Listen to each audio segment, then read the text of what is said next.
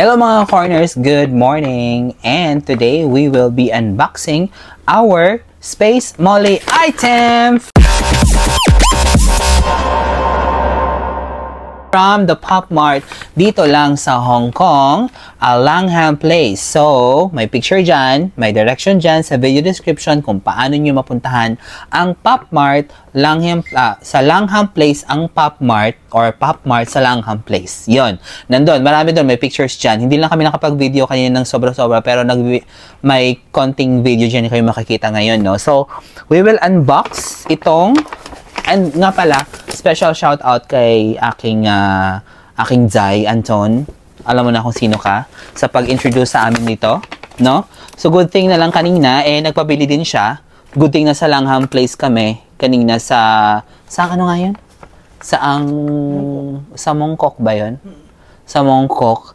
At nung tumawag siya kung nasa Hong Kong daw kami, mapabili siya. Timing, nasa Langham Place kami at nadaanan namin yun nung Monday. Kaya alam namin ni Sadio kung saan siya nakadestino na boutique. Anyway, so ito yung aming nakuha, dalawa. So this is Space Molly. Ngayon, hindi mo lang alam, kasi ano to parang mystery box kung ano yung nasa loob niya. Depende pa. Ayan, makikita nyo, di ba? May mga items, and then, sa mga items na yan, either one of the items will appear dito sa box na to. Pero, since may nakita kayong question mark dyan, ang sabi ni Anton, kapag question mark daw yan, ay rare. So, sana, rare ang makuha natin. Kasi, oo, parang Pokemon lang. So, rare daw ang makukuha natin pag wala dito sa items na nandyan sa mga nakikita natin sa items, no? So, sana. Meron din dito sa Philippines, meron ding Space Molly. Kaya lang medyo pricey, no? Ewan ko lang dito. Dito sa Hong Kong kasi, itong mystery box na to is 95 Hong Kong dollars each. Okay? So, atin nang buksan. Nga pala, pwede nyo namang uto-utuin si ate. Pwede nyo namang uto-utuin manghingi kayo ng freebies kung nasa Pop Mart dito kayo sa Hong Kong. Ewan ko lang kung sa ibang location, no, kung mahingian nyo siya. So, yung ganyan. Ewan ko kung anong itsura nito. So, binigyan lang kami niya. Ayaw niya ng dalawa, isa lang daw eh. So, yun. Anyway, we will unbox this one. So, ganyan ang pag-open niya. Pag-ganyan na lang tayo para makita natin. Tanggalin na natin to. Nilagyan niya dyan, meaning nabili mo na siya. Okay, wag yan. Uy, ang tigas ha. Ano kaya ito? O meron pang ganyan. Ano yan? Parang baril. Diba? So ano kaya siya? Tapos, may nakalagay dito. This is our first ever Space Molly, kasi si Anton na nag-introduce sa amin dito. Mega, ang sabi dito sa box, Mega Space Molly Series 2. At ito, siya, ang nandito. So, meron ba tayo dito sa ating box? Meron. Ayan siya, oh. Ito siya. So, bubuksan na natin ang Space Molly natin na item. Paano ba to? Parang candy. Oo, parang candy. Parang Pokemon na ano. Ang cute. Ay, ang cute nga. Nabubuksan pa. Diba? Nakapout pa yung lips niya. Si Space Molly. Baril-barilan. Oo. Tagalin mo. Tingnan natin.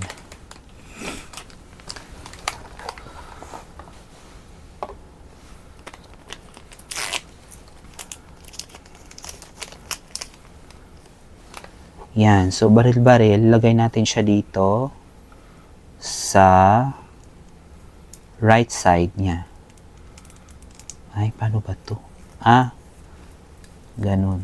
Pakamay. Yan. Okay. Ang next naman ay itong isa. Ay, ito pala na sa akin pala. Ang next naman ito, sana rare din ito, no? Sana rare pala ito.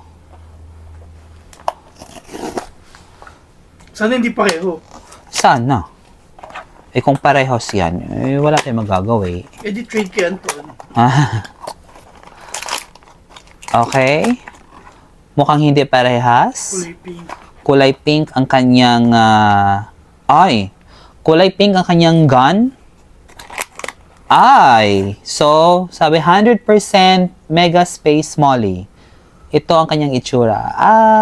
Pink. Ayan. Ano, rare? Hindi eh. Nandito siya, oh. Ayan.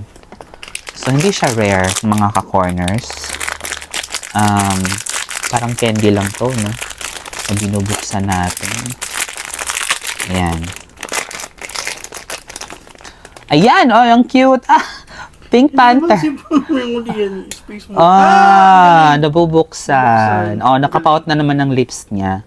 Tapos, ang kanyang gun ay, syempre, ilalagay na naman natin dito.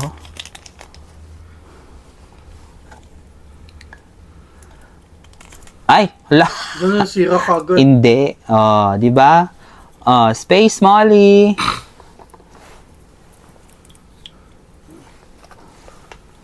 There.